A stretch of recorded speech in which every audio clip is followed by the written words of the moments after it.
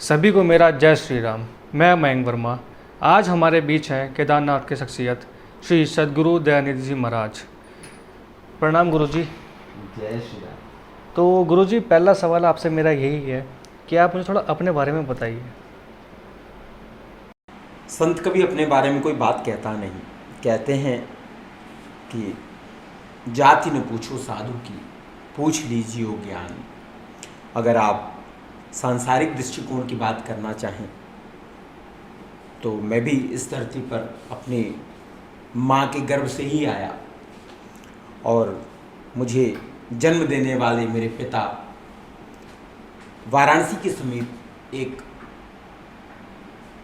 ग्राम में रहते मेरा जन्म ब्राह्मण कुल में हुआ। मेरे पिता ने जन्म से ही मेरा नाम दिग्विजय रखा। दिग्विजय मिश्रा। मेरे पिता मिश्रा कुल में थे। मैंने उनसे कभी पूछा कि आपने मेरा नाम दिग्विजय क्यों रखा, तो उन्होंने कहा कि दिग्विजय भगवान शिव को कहते हैं। दिग्विजय अर्थात जो दशों दिशाओं में विजय प्राप्त करने की क्षमता रखता हो, उसे दिग्विजय कहते हैं। भगवान विष्णु को भी दिग्विजयी कहते हैं। मैंने आप लोगों की तरह ही मेरी भी शिक्षा दीक्षा कॉन्वेंट से ही हुई। फिर उसके बाद मेरे पिता ने मुझे उच्च शिक्षा प्राप्त कराई और फिर मैं पत्रकारिता जगत से जुड़ा। 2017-18 की बात है। मैं एक संत का साक्षात्कार लेने उसके किसी कार्यक्रम में गया।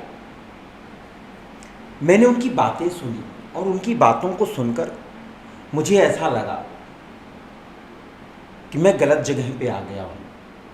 ये संसार, ये जीवन, ये प्रश्न, ये विलासिता और ये तमाम उपभोगिता की चीज़ मुझे नासूर लगने लगे। ऐसा लगा जैसे मुझे अंदर अंदर कुछ चुभ सा रहा है। रात में मैं सोया, लेकिन जब सुबह जगा तो जग ही गया। कहते हैं कि हर बार हम होली मनाते हैं, लेकिन हमारे गुरुदेव सदैव पूछते कि क्या तू होली। होली का अर्थ होता है भगवान की हो जाना। होली, मैं तो उनके साथ होली, तू भी होली। जब मैं सुबह जगा तो जग सा गया। मेरे सद्गुरु ने मुझे जगा सा दिया। अंतर मन को उन्होंने अंदर से प्रस्फुटित कर दिया। फिर मैंने वहीं से पत्रकारिता जगत को छोड़ा और ठाकुर जी के ध्यान की ओर अपनी नैया मोड़ दी। लेकिन इसके पहले मेरी माता जो परम भक्ता थी, मेरी नानी जो परम भक्ता थी, मेरे पिता जो स्वयं श्री हरि के चरणों के दास और हमारे गुरुदेव जिन्होंने दीक्षा दी, वो साक्षात श्री हरि के ही स्वरूप। उनसे बातें करने पे ऐसा महसूस होता था कि जैसे हृदय को बहुत शांति होती हो। पहली बार जब मैं किसी संत से मिला तो मुझे लगा जीवन में बदलाव, परिवर्तन होना चाहिए। और वो संत वृंदावन में रहते थे। उनसे देख के मैं बहुत प्रभावित हुआ और सच पूछूं तो प्रभावित न होकर प्रभुभावित हो गया। मैंने भी अपनी यात्रा ईश्वर की ओर शुरू की। लेकिन कहते हैं ना, चिराग तले अंधेरा। उनके साथ रहते रहते रहते रहते कुछ ही वर्षों में ऐसा महसूस होने लगा कि अगर संत का भी जीवन ऐसा होता है तो इससे कई करोड़ गुना सांसारिक जीवन है। क्योंकि वो भी वैसा ही कार्य करते, मंथरा की तरह, कभी इनकी बात उनकी बात, इनसे उनसे ये वो, इनका लेना देना उनका लेना देना, कि भी किसी की पत्नी से किसी का तलाक कराना, उनसे दुराव कराना, उनसे अलग करा देना, परित्याग करने के लिए बार बार प्रेरित करना, बच्चों से दूर कराना और तो और तमाम ऐसी बातें हैं जो बच्चों के बीच नहीं कही जा सकती। तब मुझे लगा कि मैं गलत दिशा में चला आया। जैसे दत्तात्रेय भगवान ने कई गुरु स्थापित किए अपने जीवन में, ऐसा ही मुझे भी आभास हुआ। फिर मैंने एक दिन रात में 2020 या 21 की बात है, मैंने उन्हें प्रणाम किया और मैं अपने गंतव्य पर निकल चला, क्योंकि उनके जीवन से मुझे बहुत सी चीज़ें सीखने को मिली और अपने जीवन से नफरत सी हो गई, घृणा हो गई उनके कृत्य को देखकर। हम जिसे सांसारिक स्वरूप में गलत मानते वो उसी में लिप्त रहते, वो सिखाते सभी को लेकिन स्वयं उसका पालन कभी नहीं करते। तब मुझे लगा कि मुझे अपने अंदर के तत्व को जानना है, खोजना है, अहम ब्रह्मास्मि, अंदर के परमात्मा को देखना है, निहारना है। तो फिर मैंने अपनी यात्रा शुरू की। और जहाँ तक बात केदारनाथ की शख्सियत की है, केदारनाथ के बस ऐसी एक ही शख्सियत है, वो श्री केदार भगवान। उनके अलावा सभी उनके दास हैं। मैं तो एक छोटा सा उनका तुच्छ सा दास हूँ, जो वहाँ रह करके अपने अंतर्मन को, स्वयं को जानने का प्रयास करता हूँ साधना के माध्यम से। बाकी न मैं कोई शख्सियत, न मैं कोई संत, न कोई महात्मा, न कोई साधु। मैं तो सिर्फ इतना जानता हूँ कि मौसम कौन कुटिल खल कामी, मेरे से ज़्यादा निकृष्ट, मेरे से ज़्यादा कामी, मेरे से ज़्यादा मोही, मेरे से ज़्यादा इस धरती पे मोहांध कोई और नहीं है। क्योंकि अगर मैं ये नहीं होता तो जैसे ध्रुव को नारायण ने अपना लिया, मुझे भी अपना लिया होता। लेकिन मुझे ऐसा लगता है कि करत करत अभ्यास के जन्म की होत सुजान, तो मैं भी अभ्यास कर रहा हूँ, मैं भी अपनी तरफ से कोशिश कर रहा कि एक दिन तो उस जगत पिता के कानों में मेरी बात पड़ेगी। जब पहुँचेगी बात तो ध्रुव और प्रहलाद की तरह शायद मेरी भी बात बन निकले। हरे कृष्ण। जैसे आपने बोला मोह, तो जो संसारिक जगह का मोह होता है वो आपने कैसे छोड़ा? सच पूछो मयंक, तो मैंने नहीं छोड़ा। क्योंकि अगर अब तुम कुछ छोड़ना चाहते हो तो तुम कभी नहीं छोड़ पाओगे। अगर तुम्हें याद है किसी चीज़ को छोड़ने का, तो बार बार वो तुम्हारे दिमाग में स्ट्राइक करेगा। याद करो, अगर तुम्हें कोई चीज़ छोड़नी हो और तुम प्रयास करते हो छोड़ने का, तो जैसे आंख बंद करोगे वही चीज़ दिखेगी। जब भी कोई अच्छा काम करना शुरू करोगे तो वही चीज़ दिखेगी। जब भी कहीं स्थान पर जाओगे तो वही चीज़ दिखेगी, क्योंकि तुम्हें छोड़ना है। तुम्हारे दिमाग ने इंगित कर दिया है कि छोड़ना है। भगवान कहते हैं छोड़ने के लिए क्यों परेशान है, मुझे पाने के लिए परेशान हो जाए। छोड़ने की क्या ज़रूरत है? प्रेम में इतनी शक्ति है, भक्ति में इतनी शक्ति है कि अगर आप इस संसार की बात करो, एक लड़की के प्रेम में पड़ के लड़के अपने माता पिता, अपना घर बार, अपना कैरियर, अपना सुख, चैन, नींद, वो कौन कौन से गाने हैं, नींद चुराई मेरी और क्या क्या, ये तक छोड़ने को तैयार हो जाते। एक दो कौड़ी के चमड़े के प्रयास में एक ऐसी स्थिति, एक ऐसी काया जिसका कोई विकल्प नहीं है नरक के अलावा, उसमें पढ़कर, उस मोह में पढ़कर सब भूल जाते, अपने माता पिता, अपना संसार। तो जब जब छोड़ने की बात आती है तब तब याद रहता है कि मुझे कुछ छोड़ना है। मेरे सद्गुरुदेव सदैव कहते कि छोड़ो कुछ मत पाओ। क्योंकि अगर तुम्हें कोई लकीर तुम्हारे सामने खींची हुई है और तुम्हें अगर उसको मिटाना नहीं है, उसके बगल में अगर उसको बड़ी लकीर उससे करनी है, तो तुमको उसके बगल में बड़ी लकीर खींचनी पड़ेगी, तब वो लकीर छोटी होगी और तुम्हारी लकीर बड़ी होगी। उसी तरीके से अगर तुम्हें कुछ पाना है तो तुम्हें पाने की ओर ध्यान रखना है, छोड़ने की ओर नहीं, खोने की ओर नहीं, पाने की ओर, जानने की ओर, समझने की ओर। और अगर किसी ने छोड़ना चाहा तो सब छूट जाता है, लेकिन बस वही नहीं छूट पाता जिसे वो छोड़ना चाहता है। हरे कृष्णा। जैसे भी आपने कहा प्रेम की बात करी आपने, प्रेम राधा कृष्ण का भी है, प्रेम शिव पार्वती का भी है। अब हम एक ऐसे प्रेम की बात करेंगे जो कि है राम और हनुमान का। तो आपके इसके ऊपर क्या विचार हैं कि राम बड़े हैं या हनुमान बड़े हैं? आप क्या कहना चाहोगे? बड़े तो भक्त हैं, इसीलिए वेदों में लिखा हुआ है कि अहम भक्त पराधीन हो। भगवान का ये विरध है। वो कहते हैं कि मैं अपने भक्तों से सदैव छोटा हूँ, चाहे वो छोटा सा 5 वर्ष का ध्रुव हो या वो बड़ी उम्र के उत्तानपाद या बड़ी उम्र के वो राजा जनक, कोई फर्क नहीं पड़ता। क्योंकि बड़ा और छोटा तो तब है जब एहसास हो कि बड़ा कौन है। और जहाँ तक बात राम और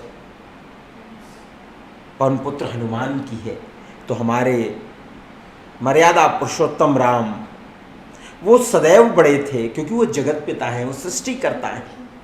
और जहाँ तक बात हनुमान जी की है, वो उनके अभिन्न अंग हैं, अभिन्न भक्त हैं। इसलिए राम जी के मंदिर अगर आप देखो तो देश में आपको गिने चुने स्थानों पे मिलेंगे, लेकिन हनुमान जी के मंदिर आपको गलियों में, घरों में, बच्चों के गलों में तक लॉकेट टंगी हुई मिलेगी। कहते हैं कि भूत पिशाच निकट नहीं आवे, महावीर जब नाम सुनावे। तो हनुमान जी की इतनी विशाल भक्ति है। इसीलिए कहते हैं जब आपको बड़ा होना है तो आपको ये याद रखना पड़ेगा कि आप सबसे छोटे हो। हनुमान जी से किसी ने पूछा कि हनुमान जी आपने सीता का पता लगाया, आपने लंका में जाकर के माता सीता से भेंट की, आपने इतना बृहद समुद्र लांघा, और तो और आपने भैया लक्ष्मण को बचाया, आपने प्राण देते भैया भरत को बचाया, और तो और एक बार जब इस जगत के पिता ब्रह्मांडाधिपति राम और लक्ष्मण को अहिरावण पाताल में उठा ले गया, तब भी आप उन्हें बचा लाए। तब उन्होंने कहा कि मैंने कुछ नहीं किया, क्योंकि राम काज लगी तब अवतारा, ये राम काज के कारण ही मेरा धरती पे जन्म हुआ है। तो राम के नाराम से बड़ा राम का नाम। जब भी कोई मुझे कार्य करना होता, संपादित करना होता, तो मैं जोर से जय श्री राम कहता और मुझ में वो असीम शक्ति आ जाती, और न जाने कौन सी शक्ति मुझे समुद्र के उस पार ले गई, जिसको कहते हैं कि प्रभु मुद्रिका मेली मुख माही। राम, भगवान राम के द्वारा दी हुई वो मुद्रिका जो माता जानकी को देने के लिए प्रभु राम ने दिया था, उसे जैसे ही मैंने मुख में रखा, मुझे पता ही नहीं चला कि मैं कब समुद्र से पार हो गया। और अगर आते वक्त की बात करो तो माता जानकी ने जो मुझे चूड़ामणि दिया, मैंने प्रभु श्री राम का ध्यान किया और उस चूड़ामणि पे बैठ के मैं समुद्र पार आ गया। तो ये सरलता, ये सहृदयता और इतनी ही सहजता अगर किसी भक्त में हो, अगर किसी शिष्य में हो, अगर किसी पुत्र में हो, अगर किसी पति में हो, या अगर किसी पत्नी या किसी बेटी या किसी भी संबंध में हो, तो वो अपने आप बड़ा हो जाता है। क्योंकि सहजता, सरलता और आपकी करुण हृदयता आपको बड़ा बना देती है। और आप जब स्वयं से बड़ा बनना चाहते हो तो जीवन में सदैव छोटा बन के रह जाते, बड़ा नहीं बन पाते। यही कथा है हमारे मर्यादित पुरुषोत्तम भगवान राम की, कि उनकी कृपा से हनुमान जी महाराज इतने बड़े हो गए, जिसको हनुमान जी ने कहा कि प्रभु राम द्वारे तुम रखवारे। राम जी ने कहा कि राम जी के दरवाजे पे तुम बैठे हुए हो, राम द्वारे तुम रखवारे, होत ना आज्ञा बिनु पैसारे। तो याद रखना कि अगर किसी बड़े बंगले का मालिक बनना है तो उस बंगले के मालिक को अपना दोस्त बनाना पड़ता है, और उसके लिए सारे सांसारिक गतिविधियां करनी पड़ती हैं। उसी तरीके से अगर किसी महत्पुरुष को, किसी मर्यादित को अपना सर्वस्व बनाना है तो उनके लिए समर्पण भाव रखना पड़ेगा, तब जाके बात बनती है और आप छोटे से बड़े हो जाते हैं। हरे कृष्ण। अब जैसे मेरा एक प्रश्न है गुरुजी आपसे, मैं हनुमान जी को मानता हूँ, तो हनुमान जी को मानने से मुझे राम मिल पाएंगे, या राम को मानने से मुझे हनुमान जी मिल पाएंगे? ये मानने नहीं मानने से कुछ नहीं होता, लेकिन एक बात है, बिना माने भी बात बनती नहीं। मानने से सब कुछ मिलता है। कहते हैं ना कि अगर आपको विश्वास हो हृदय में तो सब कुछ मिल पाना संभव है। हनुमान जी को मानने का अर्थ है हमें उनकी तरह आचरण करना पड़ेगा, हमें उनकी तरह जीवन को जीना पड़ेगा। हनुमान का अर्थ जानते हो? जिसने अपने मान का, जिसने अपने सम्मान का, जिसने अपने अपमान का, जिसने अपने निज का हनन करा लिया हो, वही हनुमान हो सकता है। जिसको मान का और अपमान का कोई असर न पड़े, जिसके लिए सम्मान, सम्मान मतलब जब सारे दरबार में बैठे हुए थे, राम दरबार में, तो लोगों ने कहा अरे हनुमान जी ने सब किया, हनुमान जी ने माता जानकी का पता लगाया, हनुमान जी ने बाली को मरवाया, हनुमान जी ने सुग्रीव की मदद की, हनुमान जी ने भगवान लक्ष्मण की जान बचाई। तो हनुमान जी सिर नीचे करके बैठे हुए थे। बोले नहीं नहीं नहीं, अजर अमर गुण निधि सुत होहु करहूँ बहुत रघुनायक छोहू। माता जानकी ने कहा कि हनुमान जी महाराज, पवन सुत, आपने सब कुछ किया है, इसलिए मैं आपको आशीर्वाद देती हूँ कि जब तक ये पृथ्वी रहेगी, जब तक ये समस्त चराचर जगत रहेगा, आप सदैव अजर अमर रहोगे।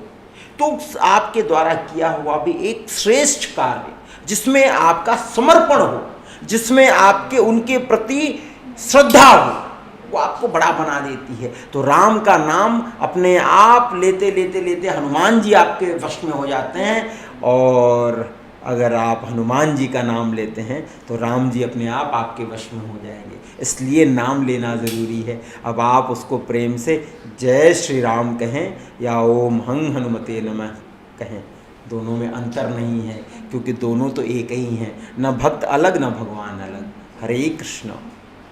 तो गुरुजी, जैसे कि हनुमान जी हमारे संजीवनी बूटी के लिए पूरा पहाड़ उठा के ले आए थे।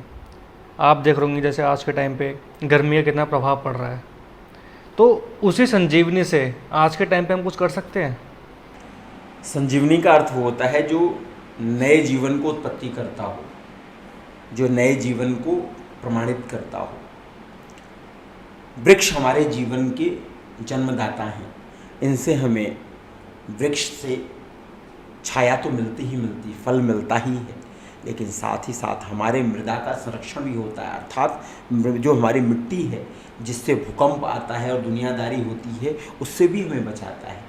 और साथ ही साथ जो वृक्ष लगाता है, कहते हैं कि उसके आने वाले पीढ़ियां भी उसका दर्शन कर पाती हैं, क्योंकि मनुष्य की उम्र की कोई सच्चाई नहीं है कि कितने वर्ष तक जिंदा रहेगा वो, लेकिन अगर वो वृक्ष लगा के जाता है और उसे कुछ हो जाता है तो उसके आने वाली पीढ़ी उस वृक्ष को देखकर उसे सदैव नमन करती। इसलिए आज के समय में सभी को वृक्ष लगाने चाहिए। आज जो ये इतनी गर्मी बढ़ी हुई है, आज जो तापमान इतनी बुरी तरीके से नीचे आया हुआ है, 50 डिग्री हो गया है, 60 डिग्री हो गया है, उसका जो सबसे बड़ा कारण है वो पेड़ों का कटना है। तो जब जब मनुष्य अपने विपत्ति में, आपदा में प्रकृति का साथ देता है, तब तब प्रकृति उसके साथ खड़ी हो जाती है। तो प्रकृति को पूर्ण करने के लिए हर एक मनुष्य को अपने जीवन में, अपने जन्म दिवस पर एक वृक्ष जरूर लगाना चाहिए। इससे क्या है, उसकी भी उम्र बढ़ेगी, और साथ ही साथ जैसे जैसे वृक्ष की उम्र बढ़ेगी वैसे वैसे उसे आभास होगा कि उसने आने वाली पीढ़ी के लिए छाया, आने वाली पीढ़ी के लिए ऑक्सीजन, और साथ ही साथ आने वाली पीढ़ी के लिए टेम्परेचर को टेम्परेट करके उन्हें मदद की है। तो वृक्ष जरूर लगाना चाहिए। हरे कृष्ण। तो जैसे ही गुरुजी ने बोला कि आप सबको अपने बर्थडे पर पेड़ लगाने चाहिए, पौधे लगाने चाहिए, आप तो तब लगाएंगे ही, बट जितने लाइक्स आप इस वीडियो पर देंगे, हम उतने ही पौधे अपने घर के आसपास, अपने आसपास के गार्डन में हम वहाँ प्लांट करेंगे। तो इस वीडियो को ज़्यादा शेयर करें, लाइक करें, कमेंट करें।